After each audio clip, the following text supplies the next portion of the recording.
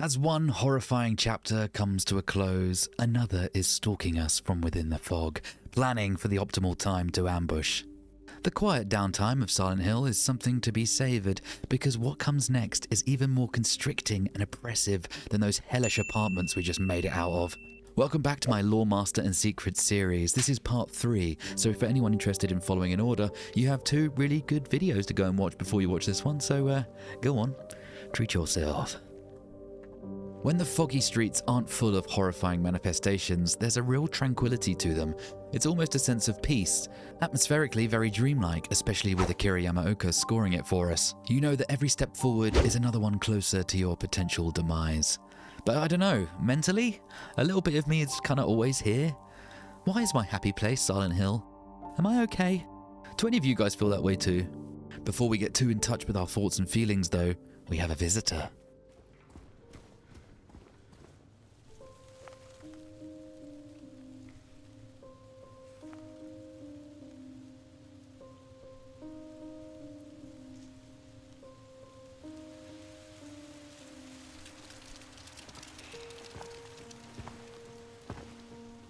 Hey, it was you, wasn't it? You're the one who stepped on my hand. Maybe I did. What's a little girl like you doing here anyway? I don't know. What's a big dum-dum like you doing here anyway? Hey, that's not very nice. Didn't your parents teach you any manners?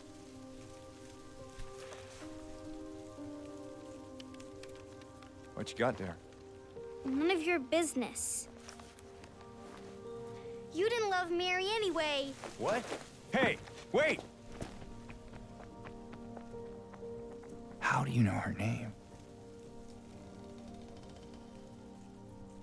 Of course it was Laura, the White Rabbit, once again giving us a breadcrumb before hitting the Shoelace Express. She razzes James with that dum-dum line, but when James asks her, "Didn't your parents teach you any manners?" she recoils a little. Remember, in part 2 we touched on her being an orphan, so you can tell this really hurts her feelings as she clutches the letter closer to her, and bizarrely implies that the letter is from Mary herself. Yet another mystery for us to add to the bill, I suppose. Well, I guess that's us then. We need to chase down that little brat and pry the letter from her judo grasp if we're going to figure out what the bloody hell is going on. As we jog like a nerd through the underpass, we hear that whimper on James's conscience again. James is definitely not crazy, guys, okay? He prefers empathetically impaired. This area is Rosewater Park, a kind of maze-like little section that poses no threat to us, so there's no need to mess our diapers just yet. It's more for sightseeing, but there are a couple of things worth taking a look at. There's this little brochure of Silent Hill which names a few points of interest that we will visit later. The body of text that we can read makes Silent Hill sound like a lovely little place for a relaxing and potentially romantic getaway. We know that James and Mary came here on their honeymoon and it was a positive memory. No monsters, no fog, no stress. The closing line has an almost sinister bitterness to it when juxtaposed with what we're experiencing on this particular visit though. There are a few memorials here that we can interact with. They mostly just garnish the world building of the town, but there's one that actually we will need to write down in our little diaries, okay? This one, which pays respects to the lives lost in a plague that struck the town many years before our time. 67, write that down. On this boardwalk, we can try and leave at the other end, but it's frustratingly locked, meaning the only way we can venture is out on this pier towards the pavilion. It's here where we meet a very important person.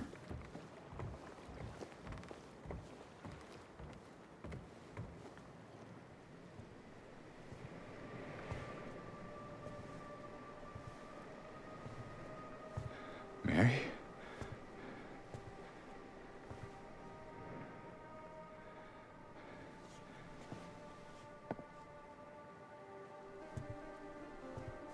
No. You're not.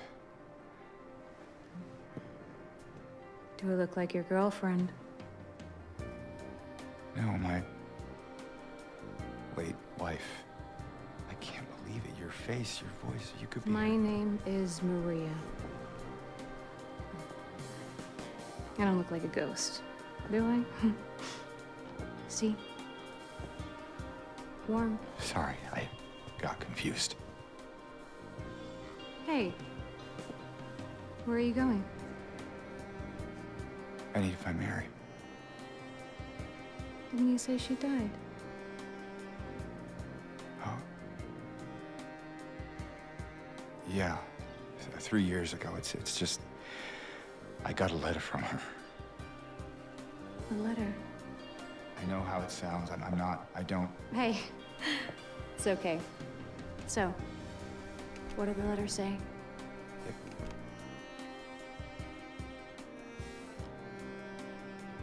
She said she was waiting for me. In our special place. And that's here?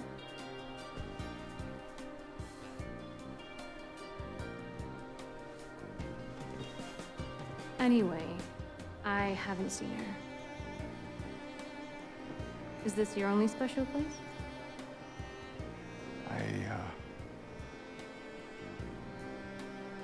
I don't know anymore. There was something. I can't quite. Hey! I think I might know. I mean, there's this one place. Not far from here. What kind of place? The kind two lovers might call special. I can show you if you want. Unless you have somewhere else to be. Something else to do. Hey, easy there. I'm just messing with you. Come on.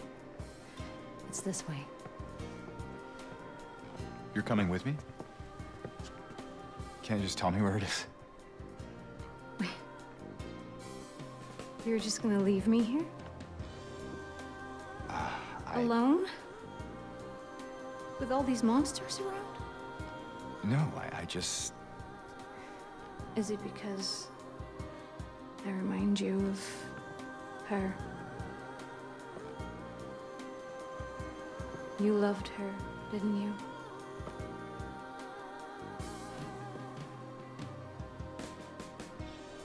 Didn't you? All right, just... Come on. So it's okay. Yeah.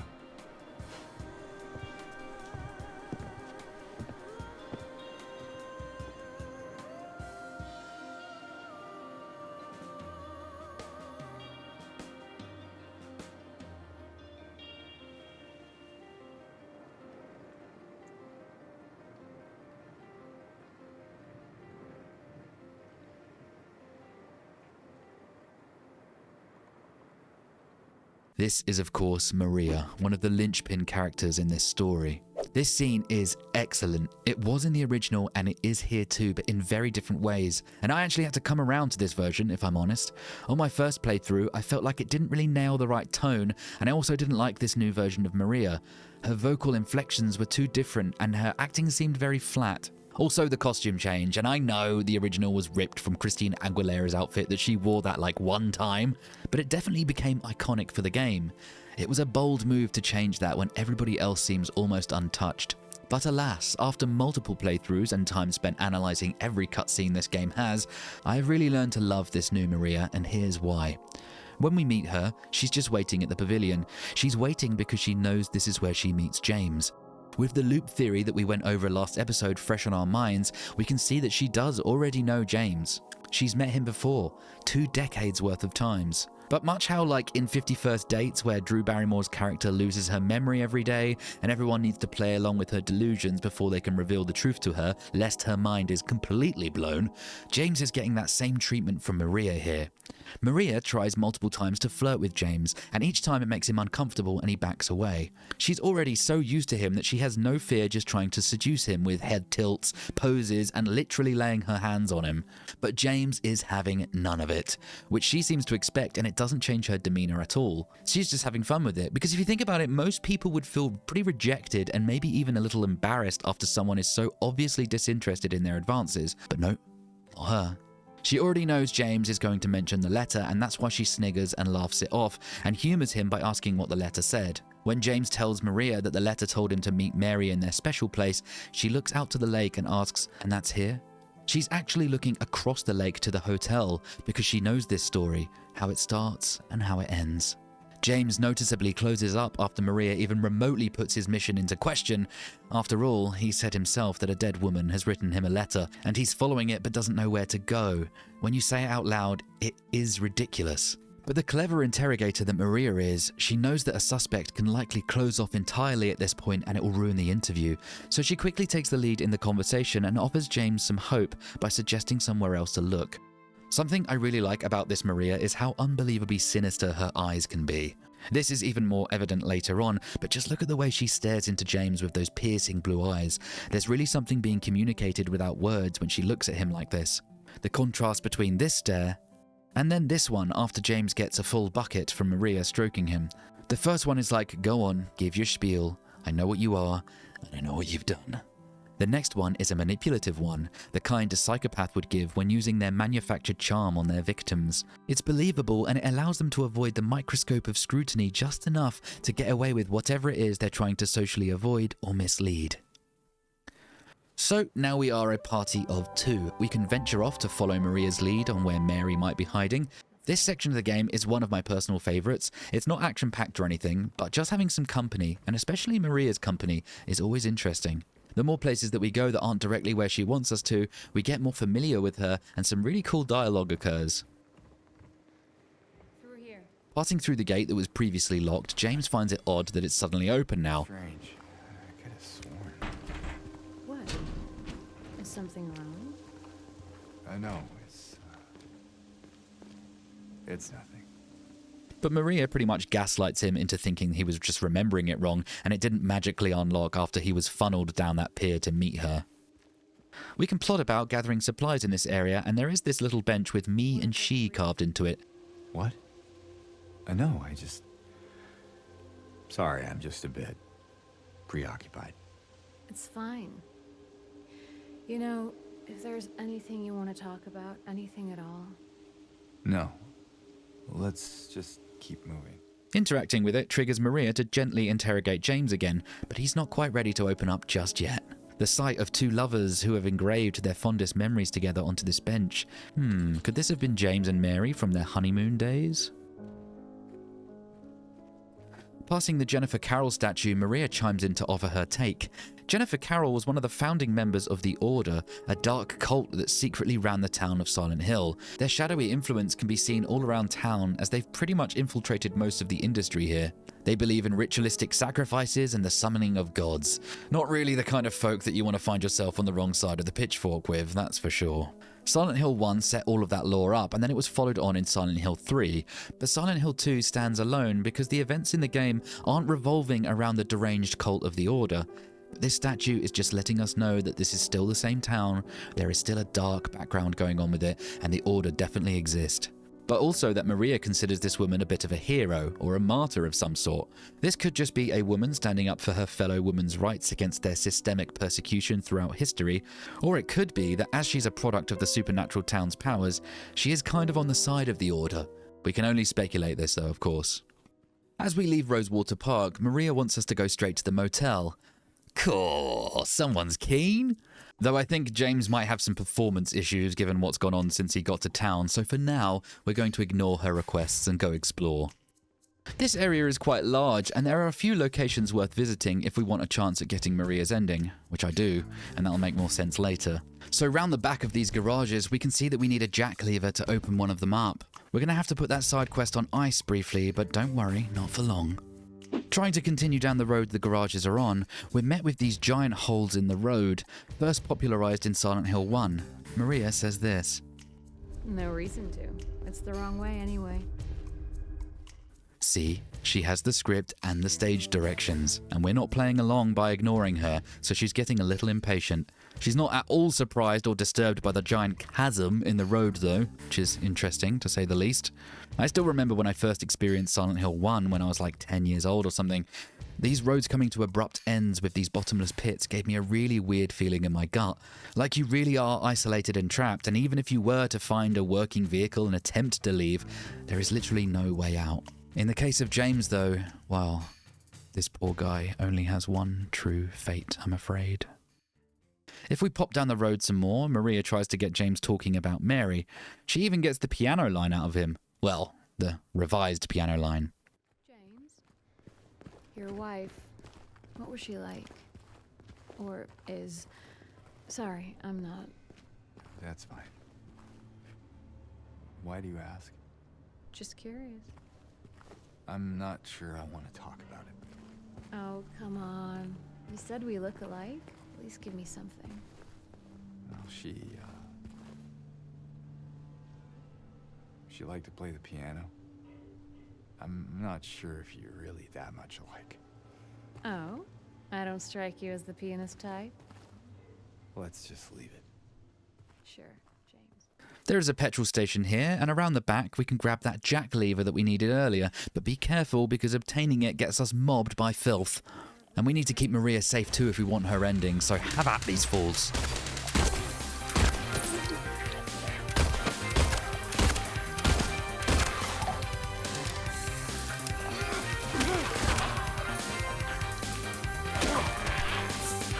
Maybe we could just spend the rest of the game out here together, guys. What do you reckon? James and Maria, crime-fighting duo, cleaning up the streets of Silent Hill, one manifestation at a time. Pete's Bowl-O-Rama was a location in the original game where we would bump into Eddie and Laura again. This time, or should I say this loop, we do not. If we remember in the original, Maria didn't want to go into the bowling alley because she claimed that she hated bowling. So much so that she'd rather wait outside with monsters trying to kill her. I mean, that's some pretty intense hatred you got there, my girl.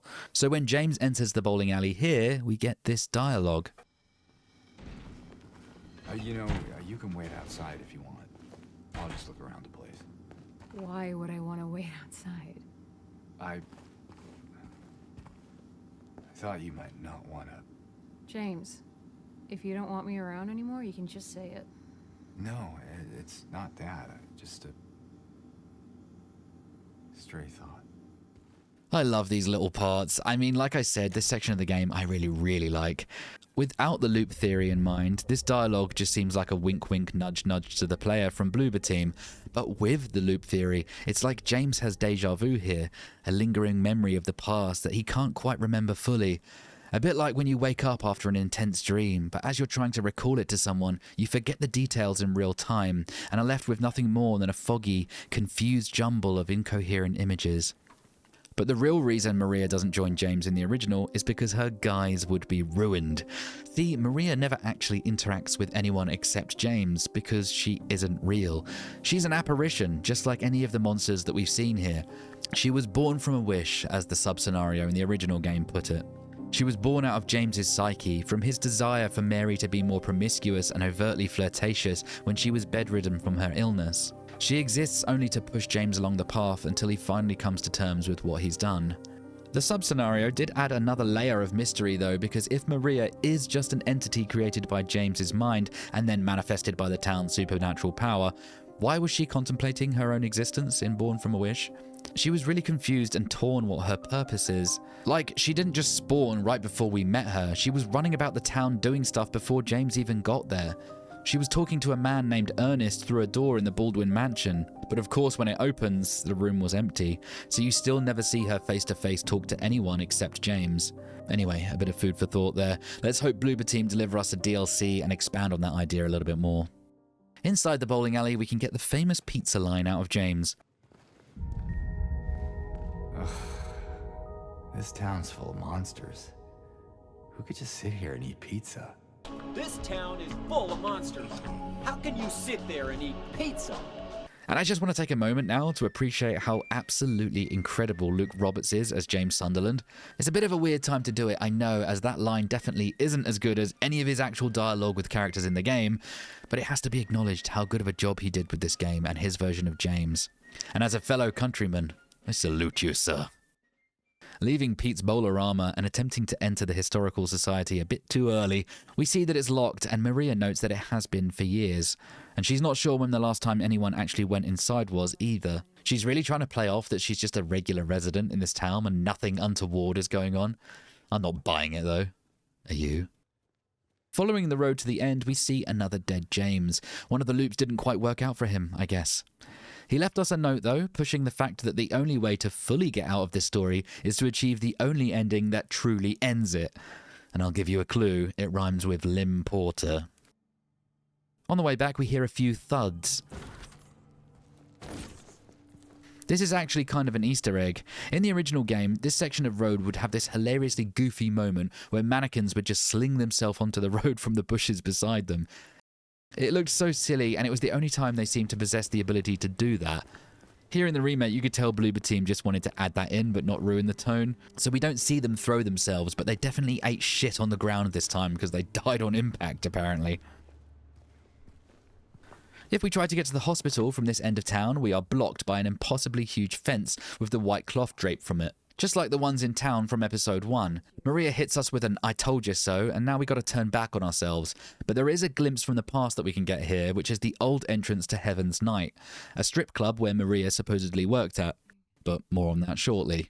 Alright, I guess we should probably go use that lever on the garage doors, right? And cut. The joys of editing.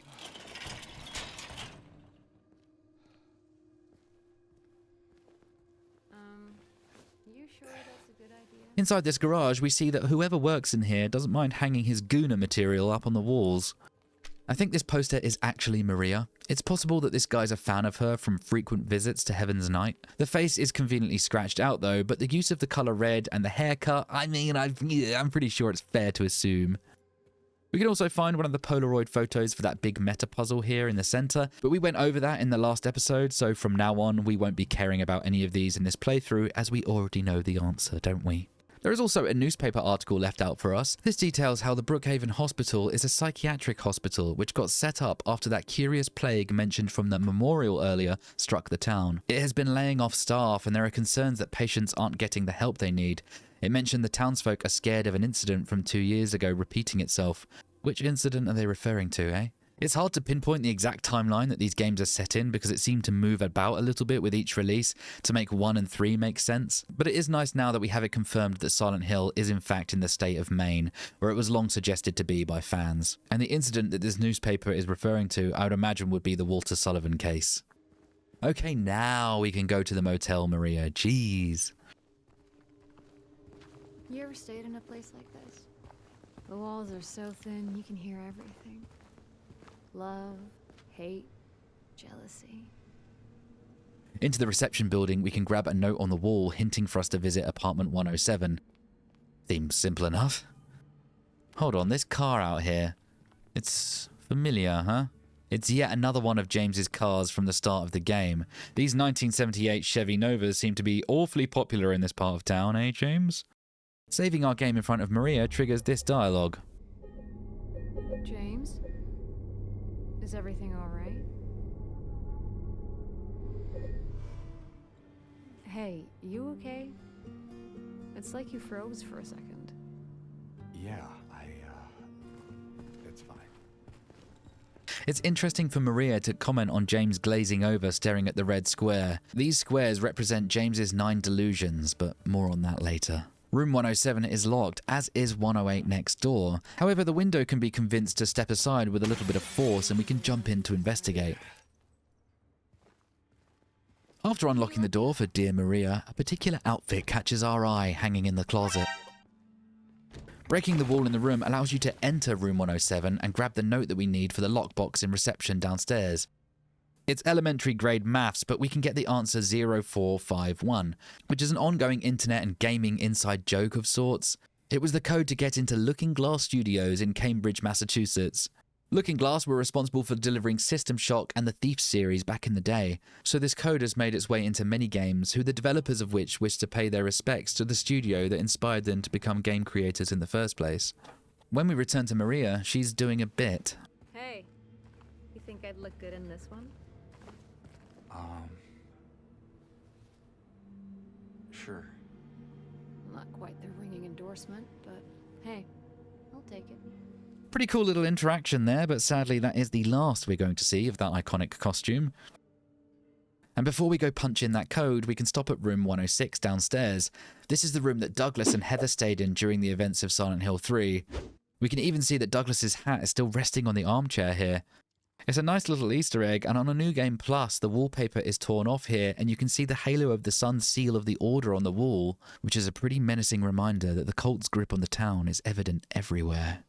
Chucking the code into the safe, it gives us the key to the gate at the back of the motel. It also triggers a mannequin to burst out of the door next to Maria and grapple with her.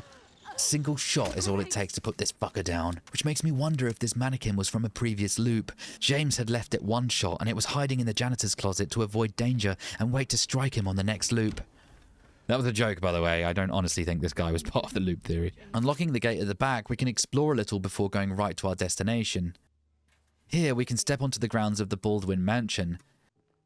There's not much here during an initial playthrough, but on a New Game Plus playthrough, this is where you'd get the White Chrism, one of the occult items you'll need to achieve the rebirth ending. When you leave this area, you'll notice that Maria hadn't followed you in, and tells you that this place gives her the creeps. Yeah, it's just...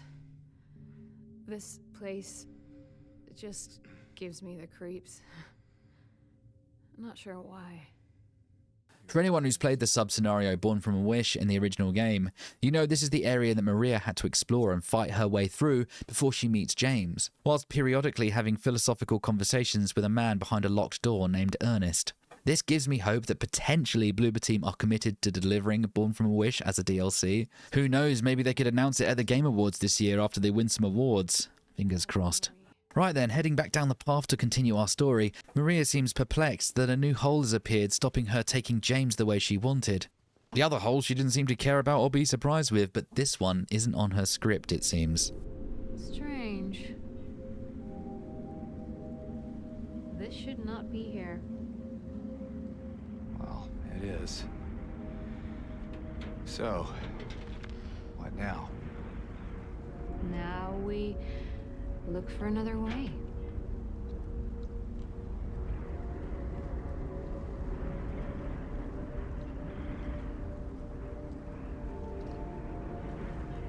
Come on.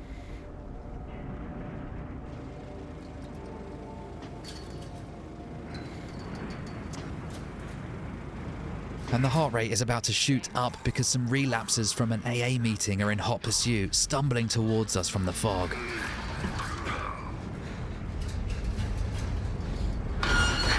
James gets Maria to follow him through a gate that he struggles to open, uses his wood to lock the door. Giggity. Leaving us without a melee weapon, but... oh, what's this?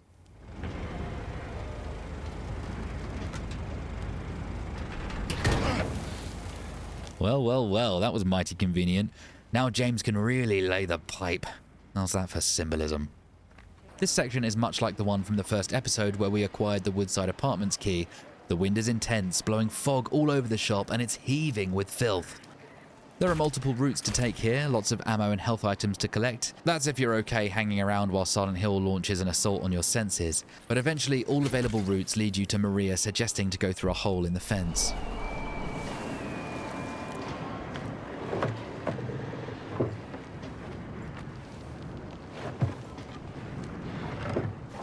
After you do, take a large sip of your G&T, because we're safe for now.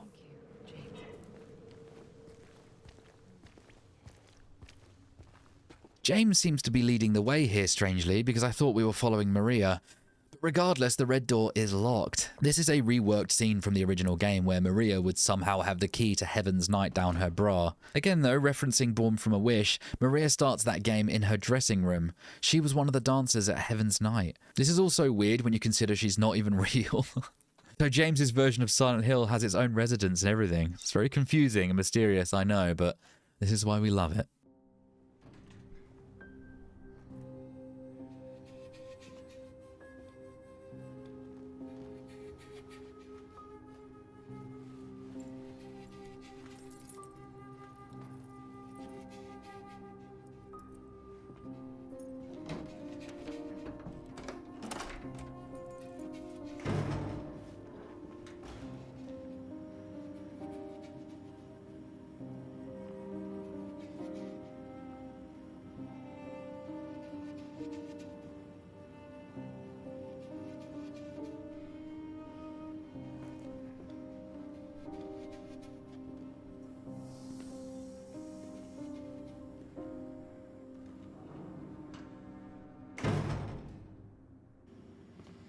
Maria lets us inside, but then she walks away from us out of sight, like this place is second home to her or something.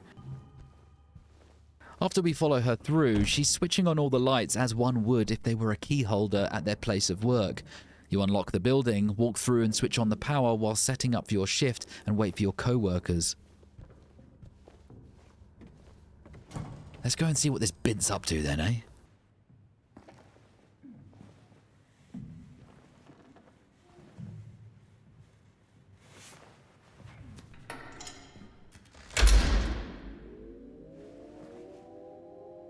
Maria?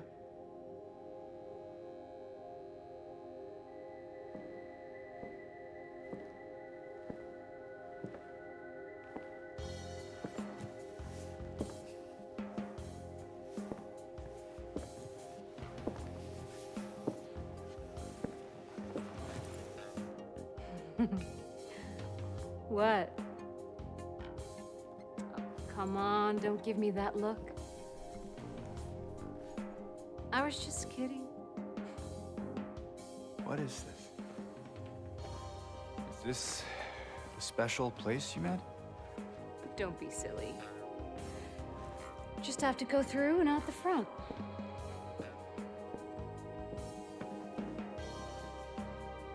Then again, now that we're here, can't we stay? Just for a little while. Catch our breath before we head back out there. I don't have time to take a break. Mary could be out there, waiting for me. I know. It's just... this place, this whole thing, it's like a nightmare. I just wanted to get away from it, even for a second. I'm sorry. No, it's fine. Sorry, I didn't mean to. I guess this place is getting to me, too.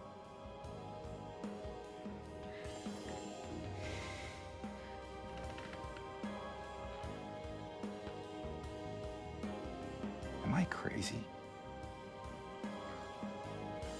You know, for thinking she could be here.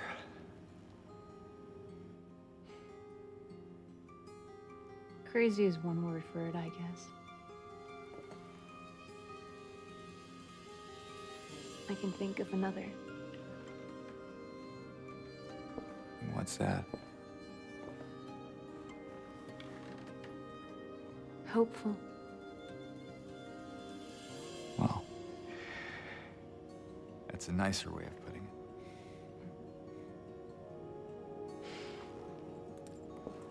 Here.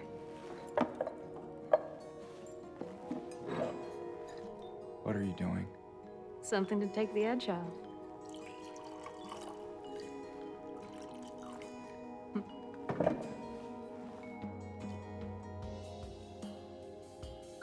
No? You sure?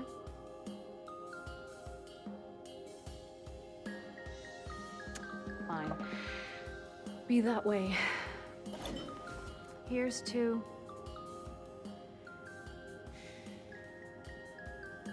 hope. Undying.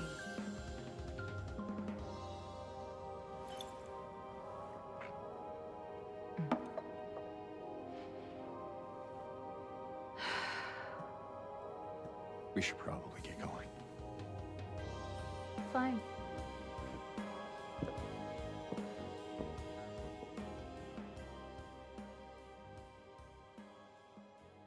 Ready when you are. This scene starts with Maria entering through the stage door and walking out like she might have done when she was on the clock. She does a light orbit of the pole but notices James doesn't look impressed and plays it off like a joke. I love the pauses here and the way Maria almost looks sleepy. It's kind of dreamlike and it has this really alluring atmosphere to it.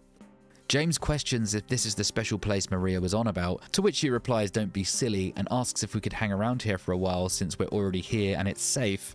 When James shoots her down and gets noticeably frustrated with her, she pretends to cry and manipulates James to feel sorry for her. This causes James to take a minute to step back from his mission and question his sanity. Maria doesn't quite want James to have his epiphany just yet. After all, if it were up to her, he would just stay with Maria and forget about Mary altogether. She calls James hopeful, which is a nice ego stroke for him, and it's literally the only thing driving him forward. Hopeful that he really does have a letter from his dead wife, hopeful that he'll get to see her healthy again, waiting for him, hopeful that this distorted reality where he is a hero isn't all a lie.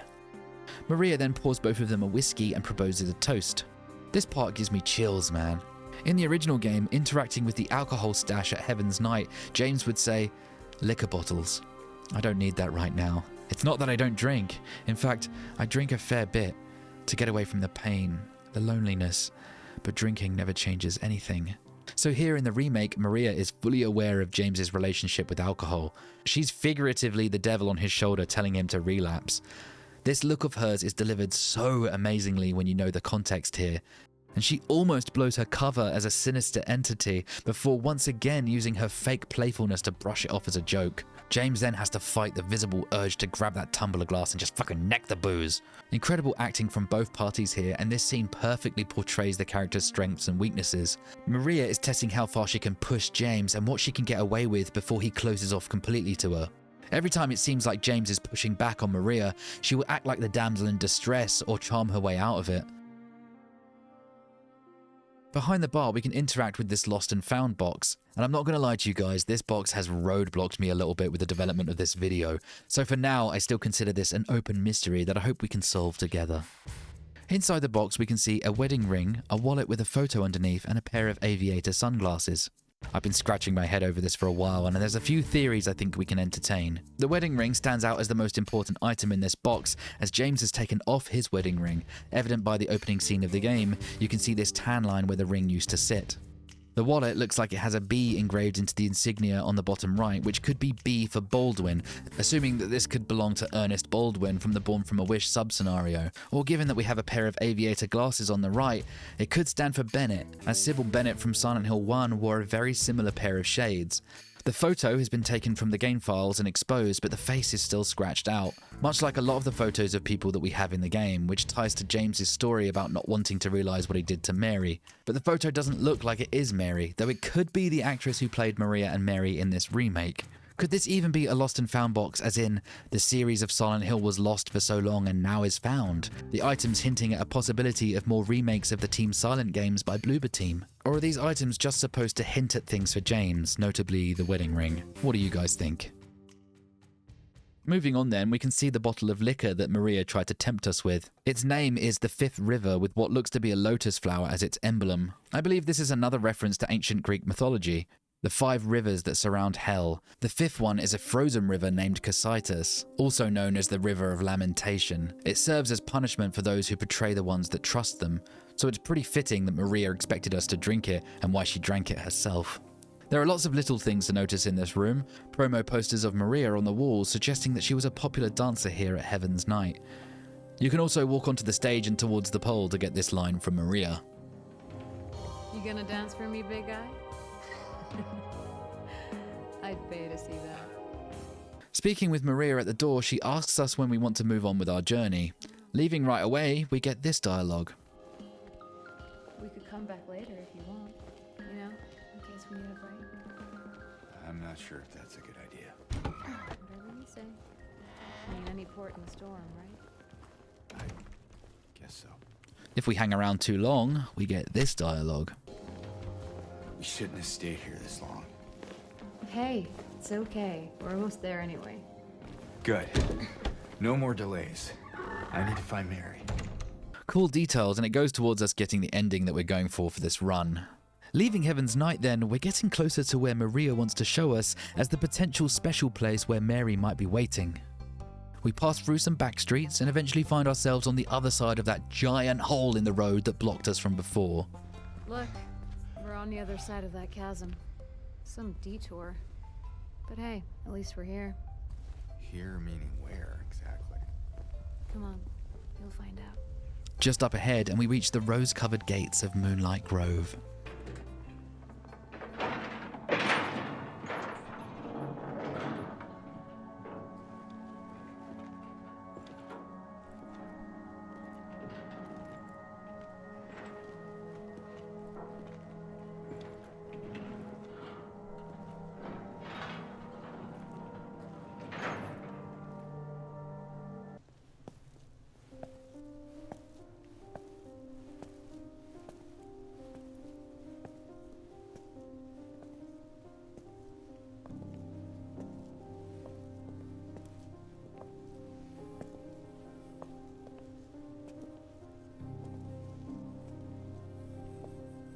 is she?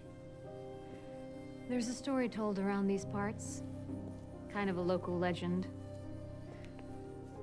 Tells of a woman who was cast out. Sentenced to die on an island out on the lake. There was a man in town who fell madly in love with her. And every night, he would sneak out, row across the lake, bringing her food and company. And every night, she would stand there on the shore, holding a lit candle to help him find his way. But this one night, a terrible storm broke out, caught him out in the open, and it blew out the candle. Even in darkness, the man would not give up. He would not turn back. So he fought against the raging waters until finally the lake took him. They say even then, the woman never lost hope. She kept coming out at night, kept lighting the candle to bring her beloved home, to lead him to shore. Not sure how much truth there is to it. It's probably just a fairy tale. But she's become something of a local saint. Patron of undying love. Hence this place. She's not here. What? She's not here. And why would she be? I don't even remember this place.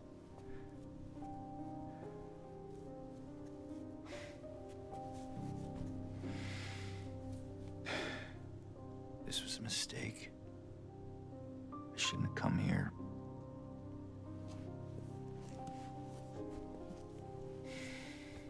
Hey. It's okay. There's plenty of other places to look. We can still...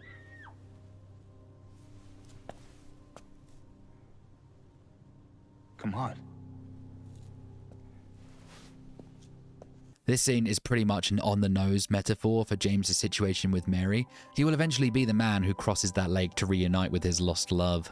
The candle that Maria mentions the lady in the story would hold out to guide her lover to shore is what you would follow in the original game's boat scene to find their way to the hotel. But we will get to that when we get to it, alright? Let's just take this series one dungeon at a time, shall we? Bloody hell. We hear the scream from what sounds like Laura, and just like that, a side quest has presented itself and we have to get our running shoes back on. Not far ahead and we find ourselves at the back of the movie theatre, and James tells Maria to wait outside while he goes in to investigate. Maria waiting outside, Laura potentially inside. I can think of another character who might be waiting for us in there. What do you reckon? Be careful in there. Yeah.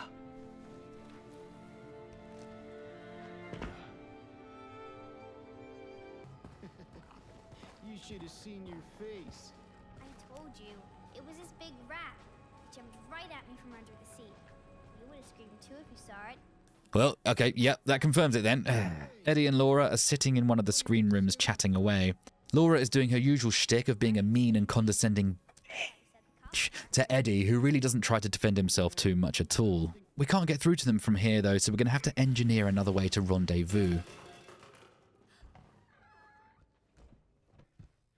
A quick sweep of the lobby and the toilets, we can acquire some supplies before heading to the screen room to confront the two chatterboxes.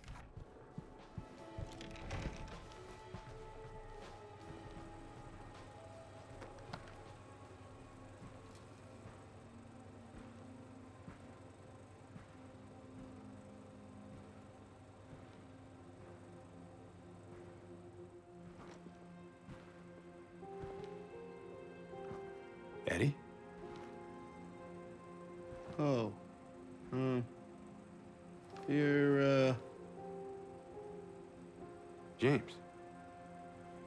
We met back at the apartment building. yeah, I remember.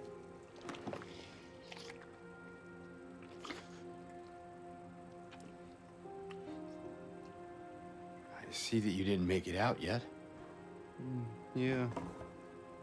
I just didn't get around to it yet. Well, at least you got your appetite back.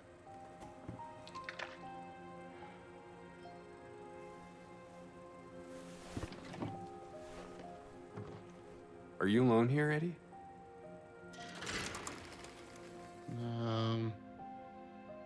No. Hell. That's probably just Laura messing around. The little girl? Laura, is that her name? That's what she said. I'm gonna go look for her. You coming? Now you want me to come with you? Never mind.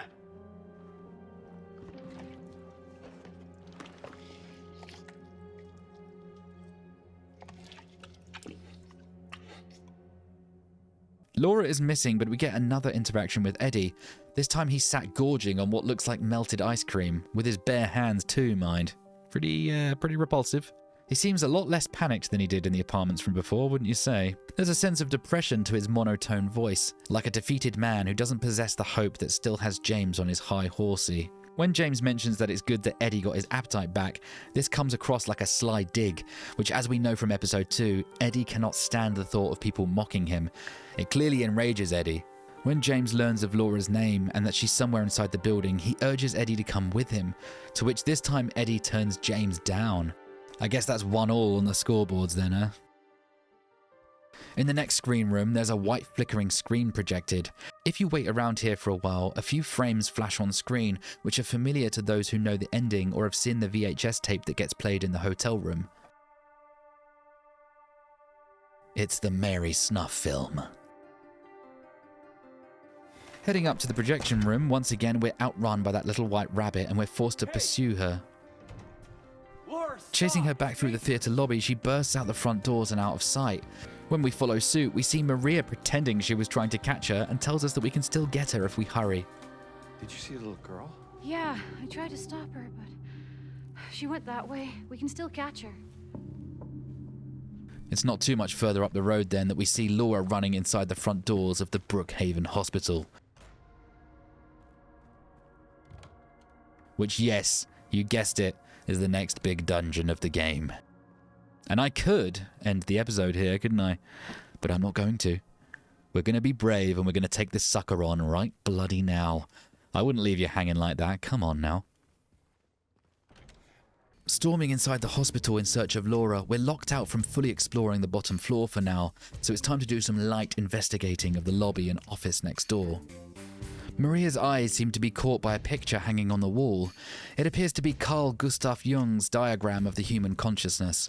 There are lots of parallels to be made here with Silent Hill 2. For example, in Jung's work, he details the concepts of archetypes, which he believed were observable through all cultures and time periods and construct the many different aspects of personalities that humans can have on an unconscious level. But the one on the diagram is that of self, which details the journey to self-realization. Encounters with the self are often displayed symbolically through dreams and present themselves as symbols of totality, like circles or squares. Sound familiar?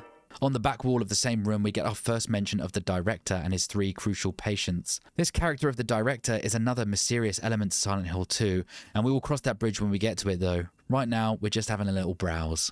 The office next door has a bit of a cliche wind-blowing moment, which actually bugs me a bit because, well, for a start, I feel like it's unnecessary, okay? But mainly because the frame rate of this animation is like half of what the game is natively running at here, making it look really odd. I wish there was a way to alter the cutscene environmental animation FPS to 60. I mean, maybe there's already a mod for that, actually. I haven't even checked. There's a locked cabinet on the wall here with a key inside, but we don't have the code yet. I mean, for crying out loud, we only just got here, so give us a chance. So for now, it's time to move on. Acquiring the map from the wall here, I feel a little bit embarrassed that we didn't grab that as the first thing we did when we got here. It's like the first golden rule of Silent Hill. Heading down the hallway to the right, there's a corkboard with some extremely relevant posters on it. There's one warning us about alcoholism, which is relevant to James. One about anxiety, which is relevant to just about all the characters in this story, to be honest. But there's one that we can actually click on and take a closer look at. Before we ask James to read this, let's read it ourselves. Remember, if you experience poor appetite or significant weight loss, insomnia or hypersomnia, loss of interest or pleasure in usual activities, feelings of worthlessness or guilt, diminished abilities to think or concentrate, contact your healthcare provider immediately. Now let's ask James to read it. Guys, look what word he's refusing to read. My God. This fucking game, man. God, I love it. Taking a left at the end of this hall, we're greeted with a dark corridor full of locked doors, broken elevators, and a rusty metal fence with a locked door blocking our path. Smashing a window on the right lets us forget about using doors for a moment, and we find a memo with the clue to unlocking that code in the office next to the lobby from earlier. Alright, let's put that in our mind's diary for now and move on. Nurses, doctors, trees. Nurses, doctors, trees. Heading back to the hallway with the posters, we can take the door at the end. There. Laura! Wait! It's okay. We don't want to hurt you. It's yet another close call of catching up to Laura, and she's left some of her artwork on the wall too, this time showing a big bad wolf chasing after the cute rabbit. This is obviously her opinion of James, and even he notices. The door that Laura ran through is locked, because of course it is, that's how games work, isn't it? So for now we need to double back to the lobby on the ground floor from earlier and look to solve that puzzle for the key locker. Right, so the memo said, nurses, doctors, trees, nurses, doctors, trees. On the walls there are pictures hanging up depicting, yes, you got it, some nurses, some doctors, and some bloody trees, alright? So counting all these up, we get the answer 724.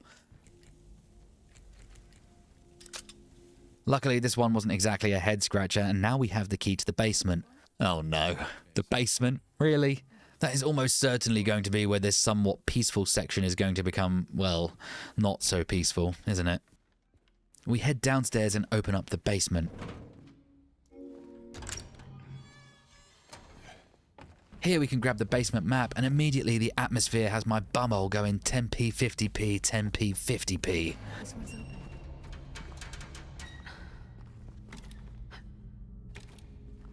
Nope. Doesn't work. Exploring the areas ahead, we find a generator which needs fueling, which Maria rightly remarks is how we get the elevators working again. Might get the elevator running again.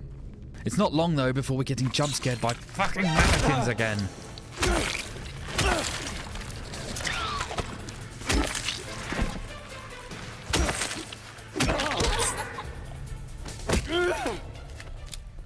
Carefully clearing the rooms ahead, we find the empty fuel can and now just need fuel. Why couldn't the fuel can just be fueled? Well, we know why, don't we? It's because of... Artificial padding, it's artificial. Sing it with me if you know the words. It's art, it's art, it's artificial padding. Every puzzle you have, lots of things to find. It's art, it's art, it's art, it's art, it's artificial padding. This game's going to waste your time. I really will. Oh, look over there, honey. Why, what is it? Why, it's artificial padding, of course. What else? And whoa, look over there, kids. It's more artificial padding. Isn't this wonderful? I never want to leave. It's art, it's art, it's artificial padding. Sorry, that one got away from me a little bit there. Eventually, we find a large fuel container and fill up our jerry can. Now we can take this sucker back to the generator and hopefully leave this horrid basement behind us. Taking the now functional elevator to the second floor, James notices a broken window down the hall. Flashbacks from Silent Hill Downpour are triggered in our minds as it starts to tip it down outside. But oh no, uh-oh, what's this? Something is up with Maria. Maria?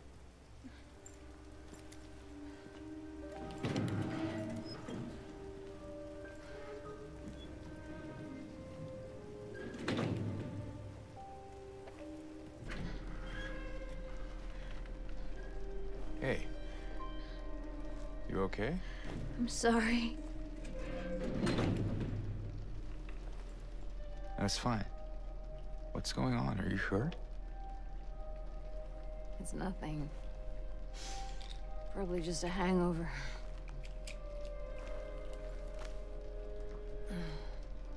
Maybe you should rest. Yeah. Okay.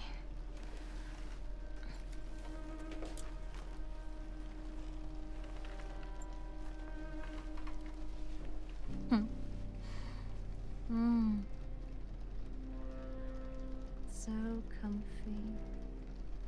I'm gonna go look for Laura. I'll be back as soon as I can. James?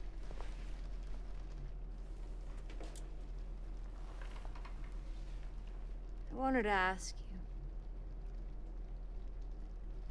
What if you can't find Mary? What will you do?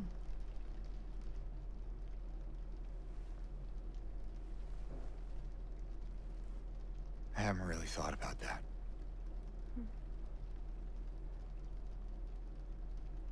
Get back soon, okay? She appears to have contracted a bad case of Maryitis and needs to lay down. Notice she's popping some pills back there too? I mean, this has all got to be hitting James right where it hurts and confuses him. Maria also said that the hospital bed was so comfy, but I think we find that hard to believe. I mean, she's laying on a sweat, blood, piss and cum-soaked mattress in full clothing, including shoes. I really can't see how that would be comfy.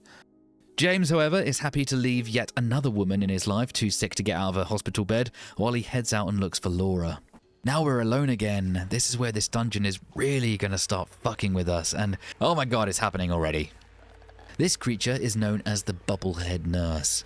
Its body is dressed in a tight-fitted nurse outfit one might find at a cheap erotica store. Its head is bloated and almost featureless, if not for the little red square where its mouth should be. Red square, huh? No points for guessing where we've seen that before. These disgusting creatures are ripped right out of James's time in the hospital when Mary was sick, looking at young, fit nurses wishing his wife wasn't so withered and deathly looking. The face of these guys is, according to Masahiro Ito himself, to represent Mary's swollen head underneath the pillow that James used to smother her with. When they shake their head about, it's to represent the struggle Mary had trying to survive James's brutal assault. Also, it's definitely a reference to his favourite movie, Jacob's Ladder 1999, which also featured this freaky shaky head shit. They come equipped with a pipe because this game is now actively trying to hint more overtly to the player that everything standing in James's way is in some form holding a mirror up to his inner thoughts and trauma. The Bubbleheads can be a bit of a bitch to take down. They pack one hell of a punch, and unless you properly finish them off while they're downed, they will drag their bodies off the floor in this creepy way to continue to pummel you. Remember from episode 2 though, the leg shot then the melee to the chop still works a charm on these foul beasts, so use it and abuse it, my friend. This area is now a bit of a back and forth between, yes, you guessed it, more artificial padding, with key items unlocked off areas. There's a keypad door we need to figure out the code for, but the main puzzle though is in this director's office. Remember the director that we briefly touched on earlier? Well, this is his office and we can hear him on this recording on the answer machine. That's what they keep telling me. My 3 patients. My 3 hopeless cases. But I do not believe it to be a matter of hope. It is a matter of diligence, discipline, trial and error, of being as bold as one can be, to go as far as one needs to. I will find what it is that truly ails them, and I will cure them. He talks about these 3 patients who are beyond help. There's that number again, right? 3. The voice actor for the director is actually Luke Roberts, the same actor that plays James. This is not a coincidence. This is another heavily interpretive piece of the story of Silent Hill 2. The 3 patients he's referring to could relate to James, Angela, and Eddie. In the original game, the patients were named. We had Jack Davis, Joseph Barkin, and Joshua Lewis. They all had symptoms which we could relate to the characters of James, Angela, and Eddie, but all of the names began with a J, which in turn could make each patient actually be a part of James himself if you choose to connect the dots that way. The patients aren't given names in the remake, but their effect is much the same with having numbers instead of names, and it allows fans to speculate to their heart's content, which we will do right now. This room has a couple of puzzles in it. One involves finding the wristbands of the 3 uncurable patients to free the key from this fist on the table here, and the other is this weird machine in the closet.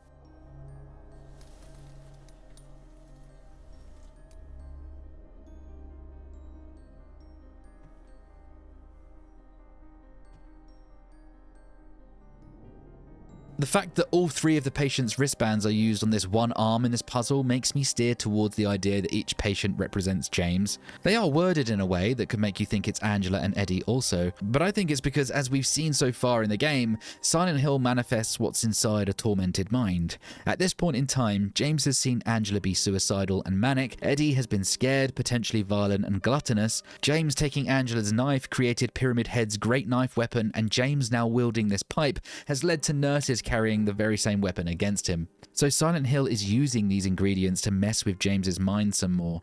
Also, remember we saw that memorial about the plague that struck the town many years ago? Well, the town is now using James's knowledge of seeing that memorial by making this backstory about the 3 sick patients at Brookhaven. This director character I don't think actually exists. It's just part of James's mind trying to distance himself from Eddie and Angela, who he believes he has nothing in common with or is morally above them. I think the director is James, or at least it's a part of his mind who is trying to work out the complexities of his human condition. He's using Angela and Eddie like specimens in an experiment to cure the feelings of guilt. Also, later on, the director speaks to James directly and tells him where to go to push the story forward, something that is obviously impossible without him being a fabrication made by the town's powers and James's mind. This is just the way that I see this area, but many people believe these patients to be real cases in Silent Hill's history, and maybe there were 3 strange patients here once upon a time. It is a psychiatric hospital after all, but remember, this is James's version of Silent Hill. It's tailor-made just for him, so if they were real, their conditions and all of these memos would have been altered to supplement James's story. It's all up for interpretation though, of course, which is one of the most intriguing things about this series.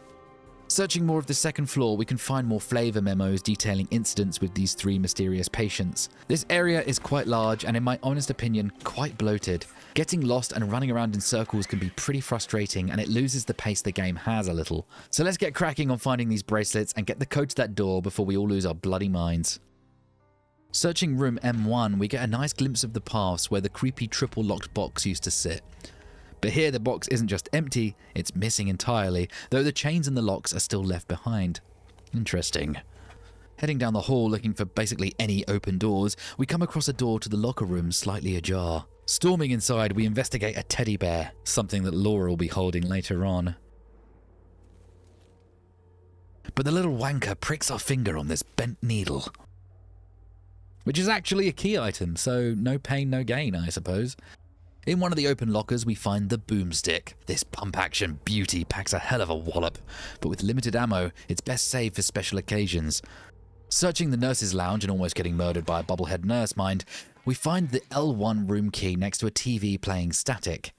This TV and a few others in this dungeon are playing the same static, but there's actually another layer to this. These TVs are actually giving a message in Morse code if you listen carefully to what sounds like a telegraph tapping away behind the white noise.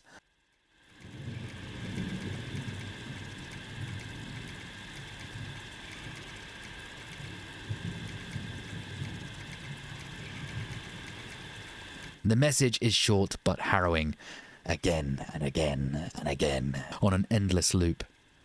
This was first discovered by a YouTube channel called Sheba, so go give him or her a sub and a like on their video for figuring this out. But this is yet another piece of the loop theory puzzle. Coming to a stairwell, we can head up and see another one of Laura's drawings on the wall. She seems to be depicting herself as the rabbits in her work, obviously, and this drawing she's being chased by an amateurly drawn Fearow, a Gen 1 Pokemon that's the evolution of Spearow after reaching level 20. I'm just kidding, of course, but it seems like Laura is drawing her perception of what's happening in her story. She doesn't trust us. Next to the save point on the 3rd floor, we can hear some playful humming. Opening the service hatch, we call out to Laura, but once again she makes a break for it. Go away! Don't be afraid, I just want to talk. So for now, we can't really chase after her, given all the locked doors and whatnot. We can remove another pane of glass to gain entrance to the examination room and snag the 1st floor inner ward key. There's another open door here which leads to the X-ray room. Here is another puzzle which involves finding radiographs for this light box to arrange them and reveal a code for the door in the hallway. So we're pretty much cock-blocked for now, but we do have the means to explore the first floor properly, so let's get in that elevator and give our new keys a whirl, shall we? When we make it back down here, there's been a real shift in tone. The nice warm sunset has disappeared, and we're left with dark, menacing hallways with bubbleheads on full patrol. Heading into the doctor's lounge, we find the answer to that keypad on the second floor with this diagram. That's a good start. This floor is kinda massive, so doing a sweep of it, we can find a hole in the floor in the pharmacy, but with only one of the two-part key item needed to solve this, we now need to head out into the garden and to the pool area for some more artificial padding. In the locker rooms of this pool filled with stagnant water, we get some electrical cable. Combining the bent needle and the cable together lets us fish out the maintenance key from the hole in the floor in the pharmacy. This key will let us drain the pool we were just at, and you can really see what I mean about the running backwards and forwards thing. It's actually quite annoying. Before we do that though, let's pop our heads into the cafeteria kitchen and snag this little bottle of mold remover. Though I feel if we're about to start trying to spruce this place up, we're going to need a shit ton more than one bottle of this stuff. Luckily we only need it for a key item and not for doing chores, so we're good. Making our way to the patient's room, we can use one of the keys we got earlier to gain access. Here we've got to be a little bit crafty with a bin and mantle our way to this hole in a wall.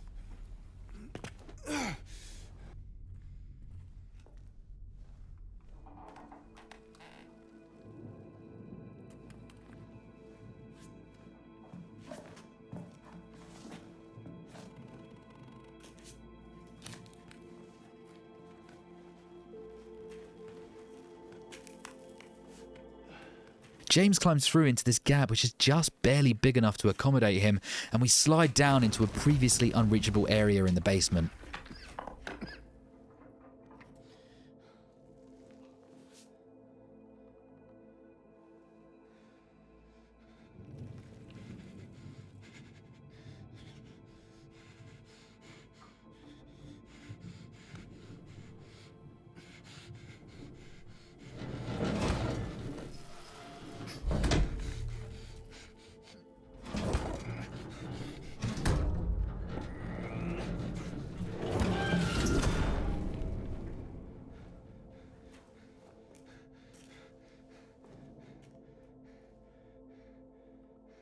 It's in here that we get one of the bracelets we need, in this little blanket fort in the corner of the room. This has been linked to Angela in the way that she would make forts and other such hiding places when she was a kid to escape her father when he was looking for her to do the unthinkable. Let's head back to the pool room now though and use our maintenance key to drain out the cholera.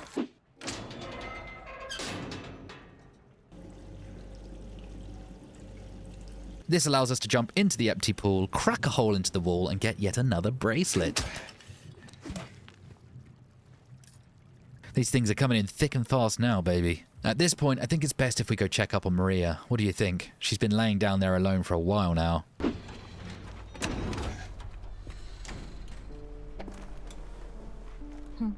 Hey. Any luck finding Laura? Not yet. How are you holding up? I'll be okay. Just need a bit more rest.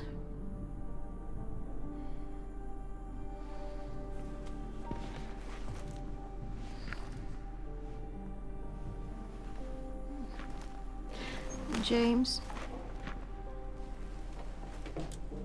Thanks for checking up on me. It's very sweet of you. Yeah. Get some rest. I'll be back soon.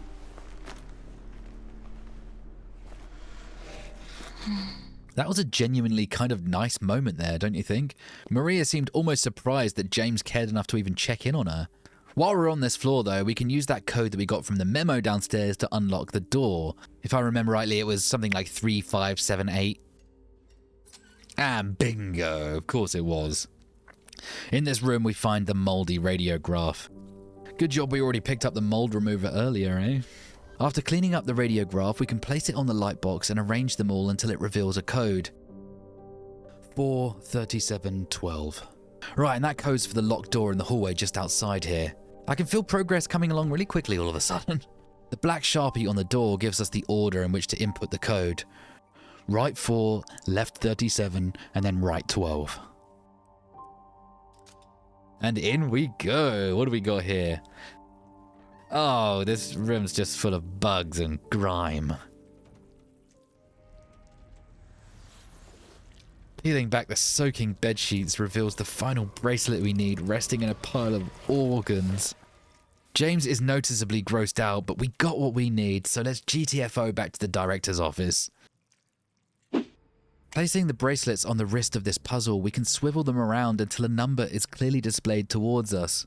If we got the bracelets in the right order, which corresponds with their patient numbers, the hand will loosen its grip on the director's storage room key.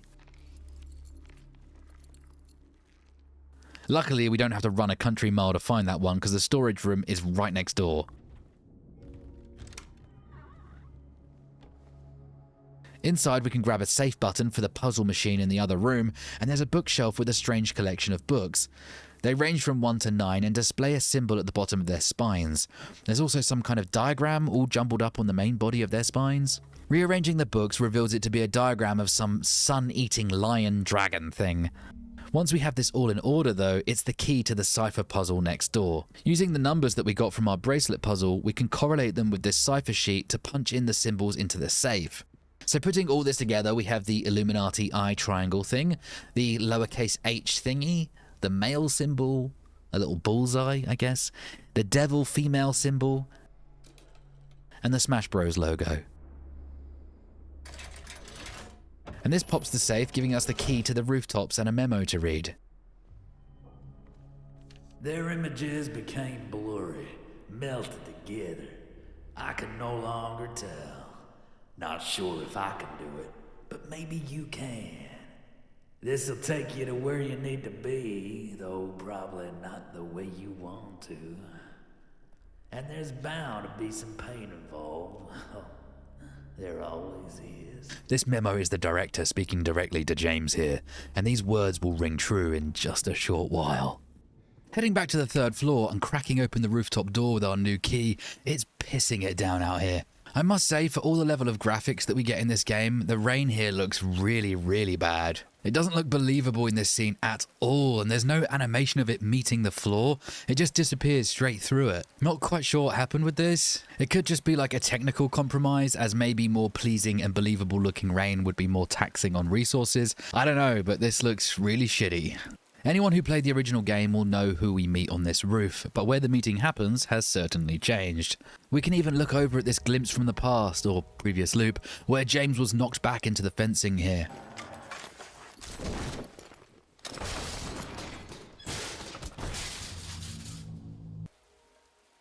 There's nothing but this small building that we can go into up here, and it just has a memo with some flavor text to read. But when trying to walk back out...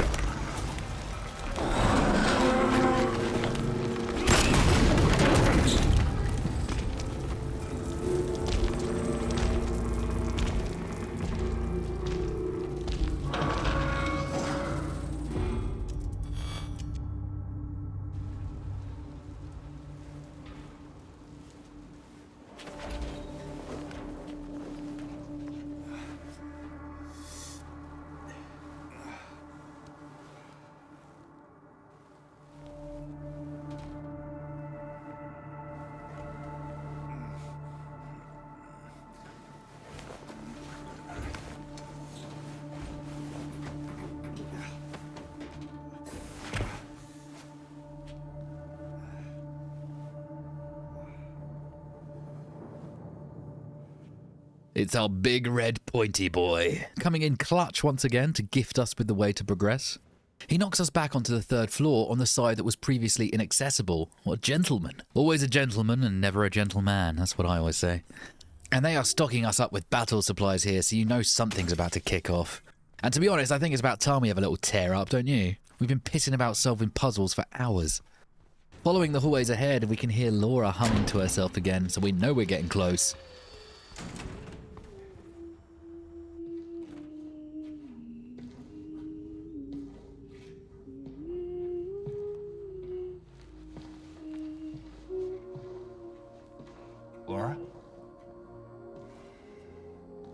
you know my name? Eddie told me. That big, fat blabbermouth. Laura, why do you keep running away from me? And how do you know about Mary? I just do. What's the big deal? Why can't you just tell me? You gonna yell at me if I don't? No. I won't. Please, just...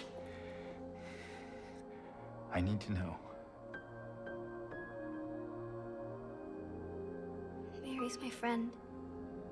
We met at the hospital last year. Stop lying. Laura, I'm sorry. Fine, don't believe me. See if I care. Hey! Let go. I'm sorry, Laura, but I can't let you just run around this place. You might get hurt. Hurt by what? Look, just stay with me, okay? This is no place for a kid. Fine. But there's something I gotta get. Laura. It's important. What is it? A letter. For Mary. What? I hid it. In there.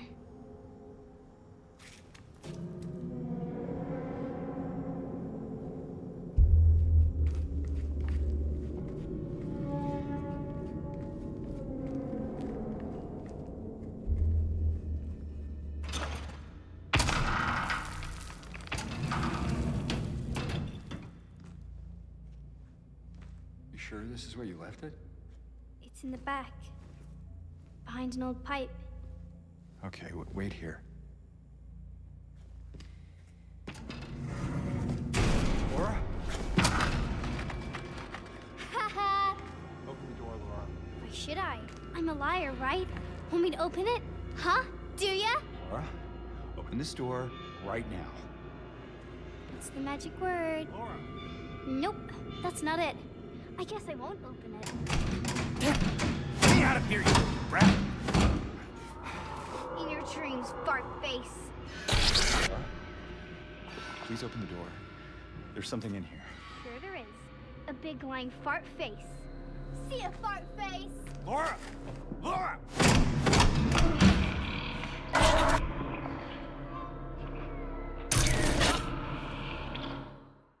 We find Laura sitting on a disgusting mattress playing with the teddy bear that pricked our finger earlier on. James lets her know that Eddie spilled the beans by telling us her name, and she's pretty upset by this. Angry even. James presses Laura as he obviously wants answers about how Laura knew Mary. Laura says, "You're gonna yell at me if I don't?" implying that Mary had mentioned about James having a little bit of a temper on him. Because Laura reveals that she met Mary in hospital last year. This information is obviously not going to sit well with James because in his delusion, Mary died 3 years ago, so that couldn't possibly be true.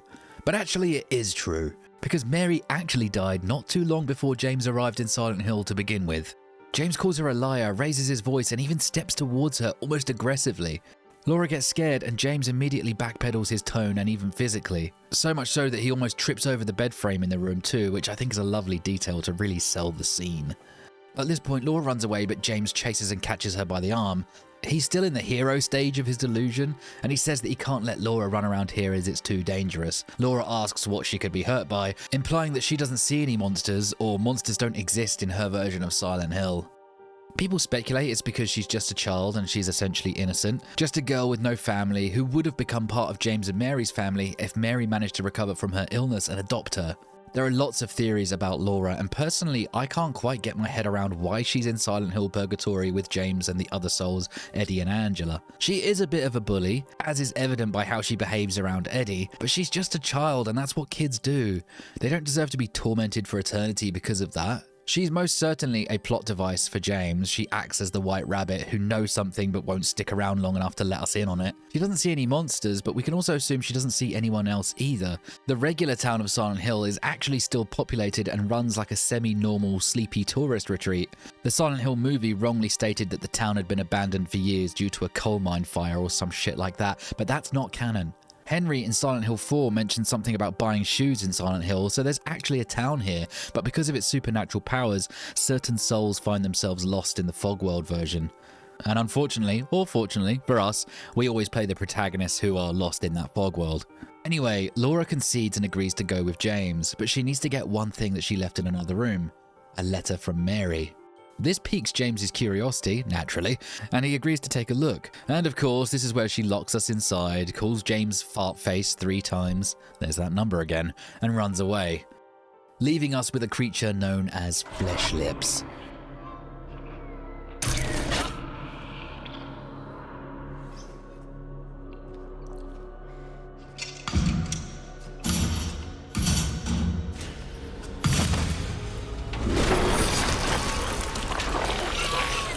This monstrosity is a potato sack body bag, presumably full of miscellaneous body parts and flesh. It is suspended inside a cage that has one arm poking out the top, which hangs onto the ceiling so it can swing and attempt to attack you, with 2 corpse-looking feet sticking out the bottom. Also, yes, it has a huge mouth in its, I guess, groin area. I don't want anyone in the comments to say they would, okay? It's disgusting. Flesh Lips is meant to represent Mary while she was sick on her deathbed. That's what the rusted frame is for. The mouth is supposed to symbolize Mary's tirades of abuse that she would give to James when she was on her last legs. It's pretty common for people to lash out at their loved ones when they are so utterly uncomfortable or feel helpless and ugly because of something that's out of their control. The trick to this fight is to shoot the hand that holds itself up with, and then dash in to deliver some heavy shots with the pipe. Again, I don't want to hit any jokes in the comments, okay? We're just not going to go there. You can also stagger this boss if you shoot it in the mouth after it screams. This knocks it down and you can really rack up some damage.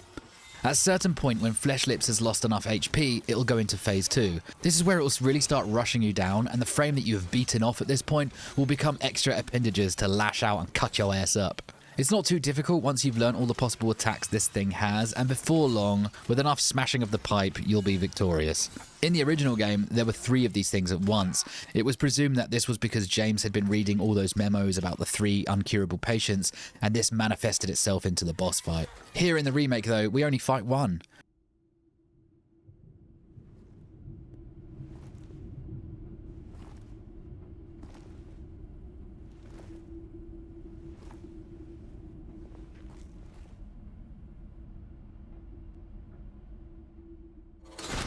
But we're captured by a second one and dragged through the scene straight out of Jacob's ladder.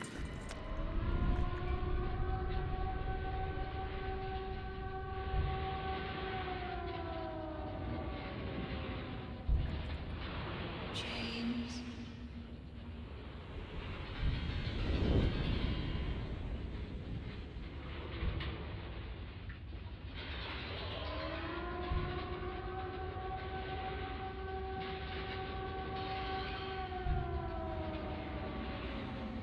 James.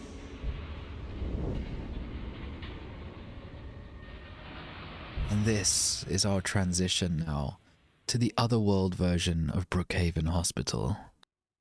We wake up to find the entire space around us has become the disturbing shades of rust. We know from our last visit to this far more dangerous version of Silent Hill that we can expect enemies to look more emo and there to be a shit ton more of them. Also, architecture might no longer make sense and we'll just have to take this place as it comes, but keep our wits about us. Exploring just ahead, and we can see that sheer drops into eternal blackness have made their way into the hospital, as our path to certain directions is now blocked. Taking the elevator to the second floor, we find ourselves in a large space with a curious centerpiece.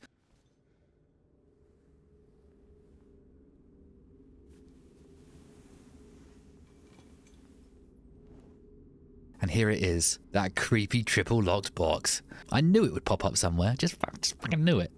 This thing has chains leading out the room, which you can follow in order to solve them at their source. A bit like how we got the radio off the ceiling in the apartments in episode 2. So let's just pick a chain and see where it takes us, huh? This one involves solving an environmental puzzle. There's a memo here which gives us the clues. 1 year they've been watching me. Okay, so the first number's on the house, that's nice of them. So many pills they fed me. Alright, so there's a sink here with some pills in it, so we just count those up. 1, 2, 3, 4, 5, 6. Okay, so the numbers are 1, 6 so far. When a loud hour comes. There's a clock just around the corner.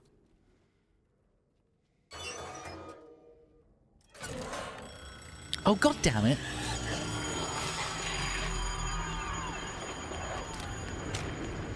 Luckily, the shotgun works really well on the emo nurses. So that's going to be a 2 then. So far we've got 1, 6, 2. Okay, for the final one. I tremble every time the light falls. Oh, look, a flickering light. I guess we can count the flickers, and that's 2 again. Okay, so let's get back to the box and try that. It's 1, 6, 2, 2. Well, that was pretty harmless, wasn't it? Okay, next chain. This one leads us to a mannequin posing as a patient who we need to operate on to get what we want. Right next to the poor fellow, we can find the instrument of force, and we can use that to break off the mannequin's left arm. But we're going to need to take a look around to recover the next tool we need. This area is kind of like a gauntlet of enemies, and it can be a little overwhelming for the first playthrough, especially if you're on the hard combat difficulty. On this playthrough though, it's on medium, and I just didn't want to have any stress while recording a smooth run of the game for this series, okay? So we're just going to go down there and shit on all these enemies. Let's go!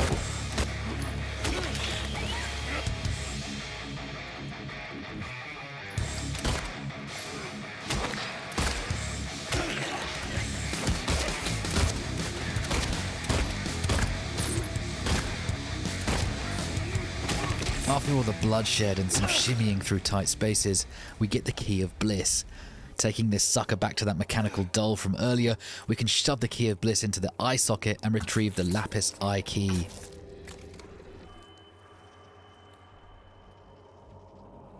Good shit.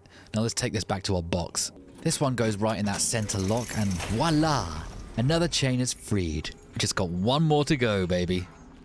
Following the final chain, it's yet another large batch of assorted enemies to deal with while we figure out where to go. It's like a bloody greatest hits album coming at us. We've got Bubblehead nurses of various ranks, mannequins and lying figures, all trying to push our shit in. Luckily though, we're professional gamers and they didn't stand a chance. Pushing this bin into position allows us to climb into the next area, and we're faced with yet more mobs. I mean, for a game that says it's not about combat, there sure is a lot of it, isn't there?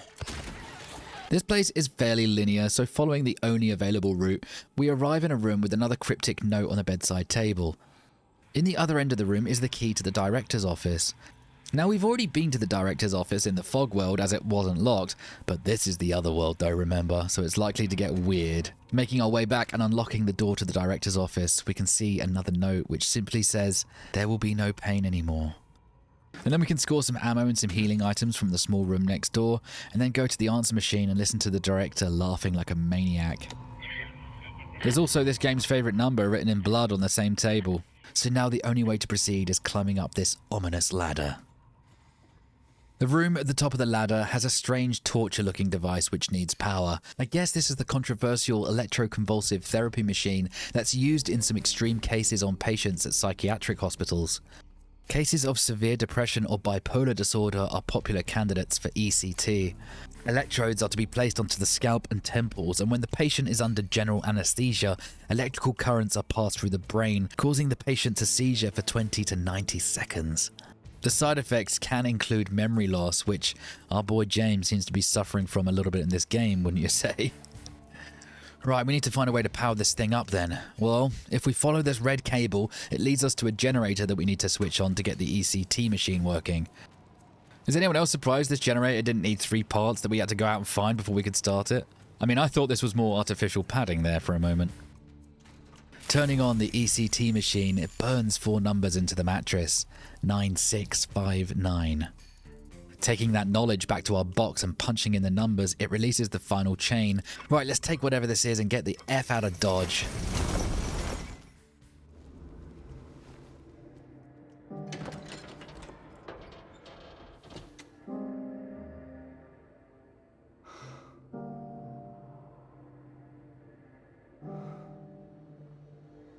Oh dear, there's nothing in the box. I think this is a turning point in James's opinion about himself and his search for Mary. The whole time we've been reading these notes about these 3 mysterious patients in the hospital is the whole time James has thought everyone else is the crazy one, not him. He's just being the hero and searching for his wife. This empty box is a way of expressing that the hope that James is banking on is wearing thin. There is no hope. Mary is not here, and he secretly knows that. Silent Hill is taunting James. Just as James sinks into despair, the curtain falls beside him to reveal the Lady of the Door. This is familiar to fans of the original, though it's in a completely different location here.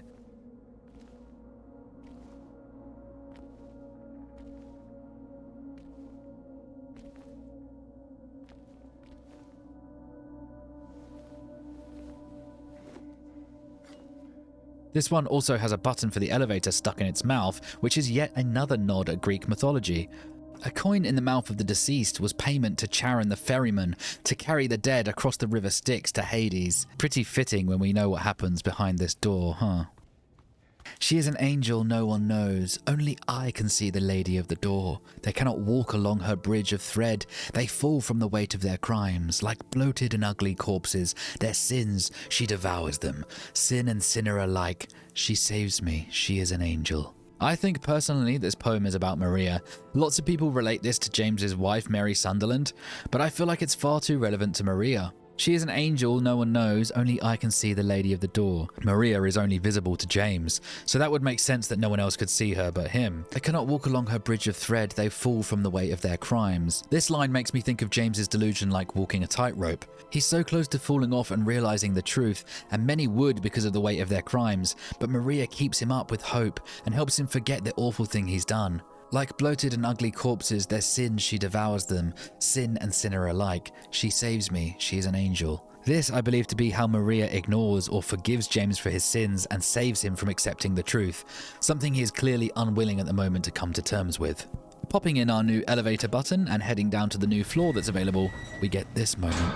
Everyone, thanks for tuning in. Welcome to another exciting edition of Trick or Treat, where you answer our questions correctly and win a prize beyond your... This is clearly early alarm bells ringing for the player that James isn't actually all that stable of a human being right now, and you could chalk it up to Silent Hill doing Silent Hill things, but it's only presenting James what is inside his own mind. These questions we already have the answers for if we were paying attention to this video, which I'm sure we all were, weren't we? The first question wants to know how many people died to the mysterious plague that hit the town years ago. We should remember that from the memorial that we looked at in Rosewater Park. It's 67. The next question asks for the road that leads to the lumberyard and the cemetery from episode 1. And I'll forgive you for not remembering this one, but it's Wiltsey Road. Finally, question 3. And of course there are 3 questions because this is basically 3 the game, isn't it? But the question wants to know the name of the other victim of a brutal double homicide that happened in the town a few years back by Walter Sullivan. Well, if we read the newspaper in episode 2 of my series, we will know the answer is Miriam.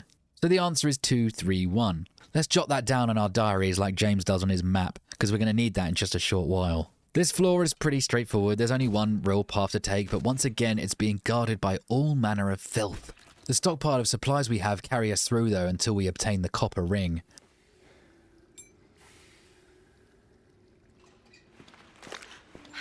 James. Mary! Oh.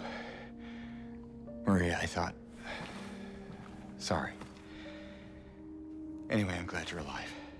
Anyway? What do you mean, anyway? I was almost killed back there. I have never been so scared in my whole life. All you care about is that dead wife of yours. You couldn't care less about me, could you? No, I just... Then stay with me. Don't leave me alone again. You're supposed to take care of me.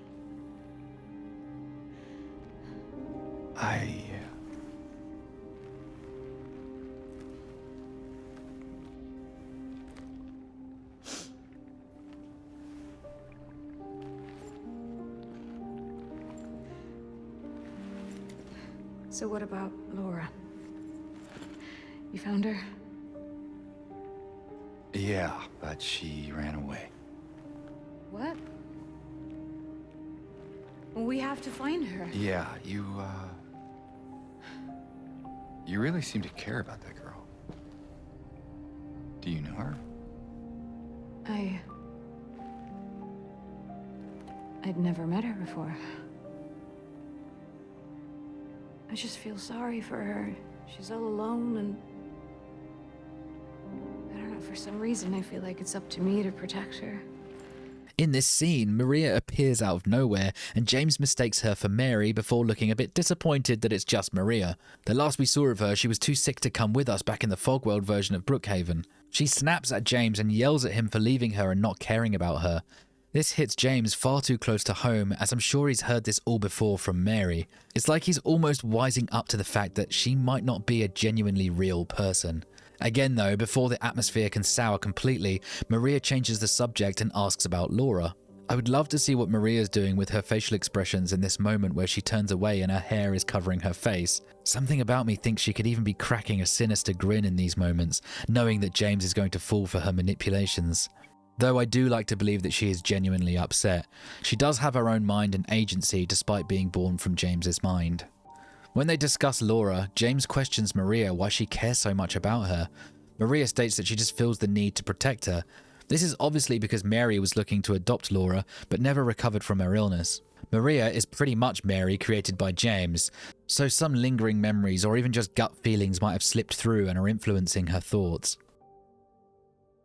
Following through the spaces ahead, it starts raining indoors. This spooks out James, but Maria tries to be whimsical with it. What do you know? A stroll in the rain. How romantic. Maria, what are you talking about? I'm trying to keep things light, James. Just here to be okay. Yeah. Sorry. If we remember last time James took note of the rain though, Maria immediately became too sick to walk. This is foreshadowing, my friends. Soon we come to the large freezer on the floor, which OG fans will definitely remember.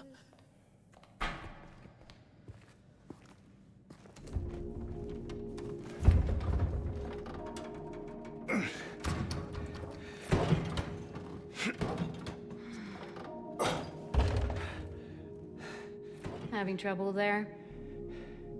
Yeah. You think you could give me a hand? Me?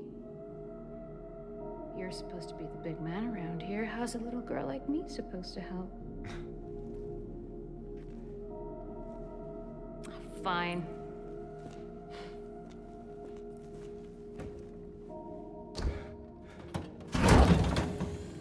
Oh, God.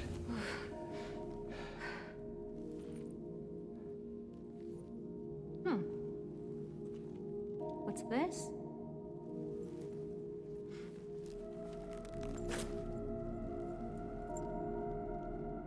Not very cute, is it? Here, why don't you take it? Thanks. I believe these rings are to represent Mary and Maria. Maria is the shiny new copper ring, full of life and colour, and the lead ring is to represent Mary. When we picked up the copper ring, Maria appeared immediately afterwards, almost like picking it up had summoned her. When James and Maria lifted the lid of that freezer, it's almost like they were opening an ancient sarcophagus. They also both smelt something which disgusts them. This, I assume, would have been the smell of Mary's corpse, and it's inside here where the lead ring is found. The dull colour mirroring her skin as her condition got worse and worse, or even her dead body. The fact that lead is poisonous too if exposed too long to somebody's skin. These are all symbolic items with meanings relating to James. Before we head back to the lady of the door, we can discover the trick or treat box on this floor. We remembered our answer, right? 2, 3, 1. Inside, you'll find this nice little bundle. Grab these bad boys and stash them in your knickers. It's time to get the fuck out of Dodge. When we arrive back at the lady of the door, Maria is noticeably worried. What's wrong? Let's just get out of here, okay? We can put the rings on whichever hand we like here, insinuating that Mary and Maria belong to the same lady in James's mind. And what happens next is a direct relation to that fact.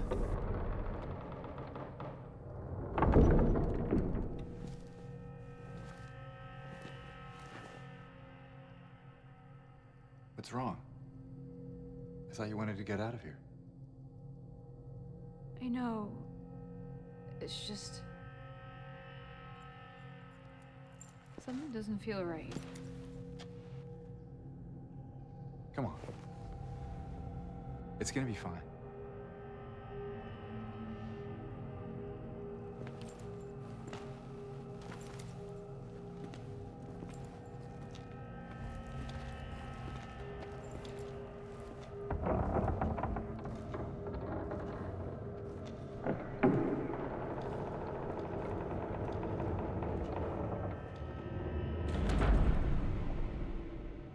The door opens and James boldly steps through, but Maria is hesitant. She tells James something doesn't feel right. She knows this is where her story as this character for James is about to end. After what happens next, James will never see Maria in the same way again, and she doesn't want that. It's kind of sad, actually. Following the stairwell down, we reach an impossibly long set of stairs, which leads to a single rusty door.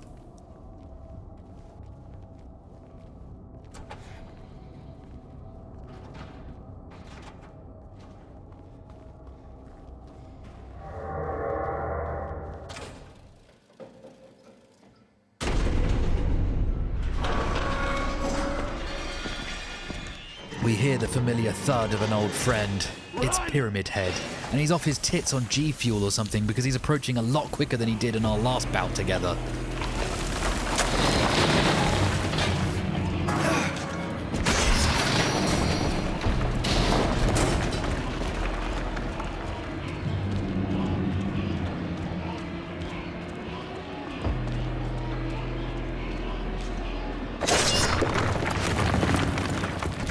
But luckily, we just narrowly avoid getting clapped. There! An elevator!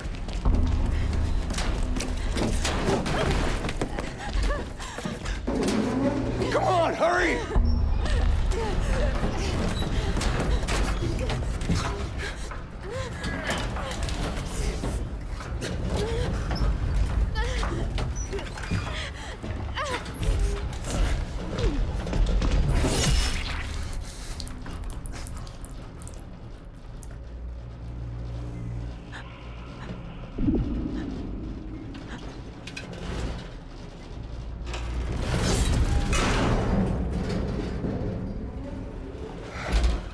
Just like that, Maria is gone.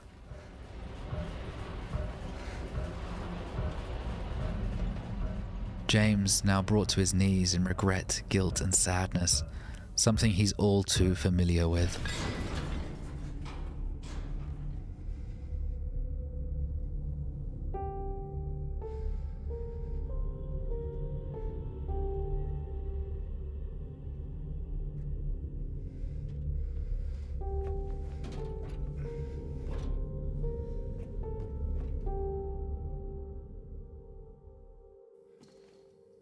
And I'd love to tell you guys that we're back to the fog world, but sadly, we're still trapped in the other world.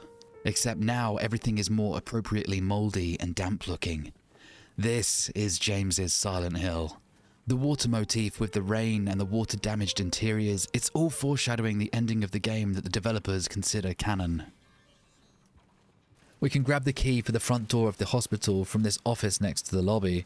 There's a document left out here too, which seems to discuss a doctor viewing a patient who is experiencing the other world like James has been, but not actually being there himself. A bit like how Laura might be being able to interact with James without herself being subjected to the horrors that James has. It also mentions the director again, referring to him as a philosopher and psychiatrist. The document states that the subject is happy in the other world, and he feels that it's morally wrong for them to drag them unwillingly back to reality. A lot of people think this to be a real case study and memo left out by an actual doctor, but I think this is just more cope from James. The reality that he's so unwilling to come back to is the one where he killed his wife. James would rather continue this fantasy about being a hero instead of fessing up to his unimaginable crime. As we take the hospital key, outside we see Laura again running away from us. And it looks like there's been a bit of a makeover on the streets too. Also, did you notice Pyramid Head had a spear earlier? Lots of unanswered questions and lore to come in the next episode, but sadly, this is where this one has come to its natural conclusion. Thank you so much for watching, especially if you made it all this way. Please give the video a like if you liked it, hit that juicy subscribe button for me if you haven't already, share the video about if you're able to, and I will see ya when I'm looking at ya.